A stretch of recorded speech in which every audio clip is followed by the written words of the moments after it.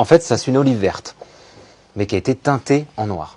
C'est juste hallucinant. C'est un fruit qui n'était pas mûr, mais on vous fait croire qu'il est mûr en le colorant. Des olives trop lisses, trop brillantes pour être honnêtes et maquillées au gluconate ferreux.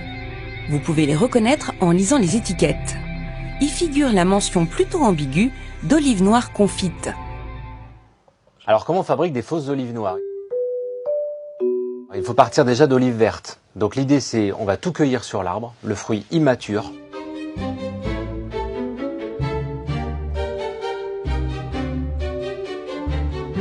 L'olive verte est un fruit qui n'a pas encore atteint sa maturité et est immangeable en l'état. Donc pour enlever l'amertume, alors là, on n'y va pas de main morte, on va prendre de la potasse ou de la soude.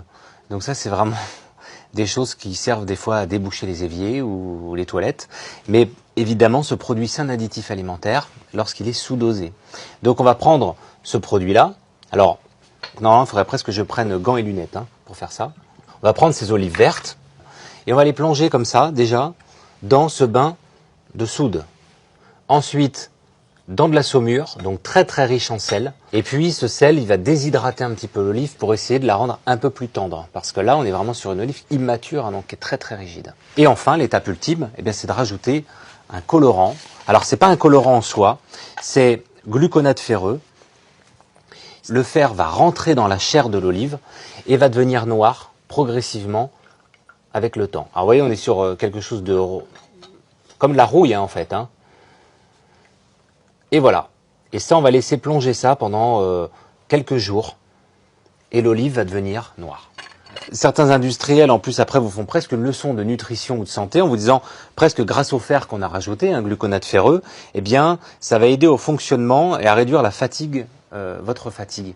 Donc, on vous fait presque croire que ça devient un alicament. Donc, on vous dupe sur la texture, sur la saveur, sur la couleur, et on vous fait croire en plus que c'est bon pour la santé. C'est hallucinant de voir ce type de produit. Vous voyez, en quelques minutes seulement, les olives deviennent noires. Et au bout d'une semaine,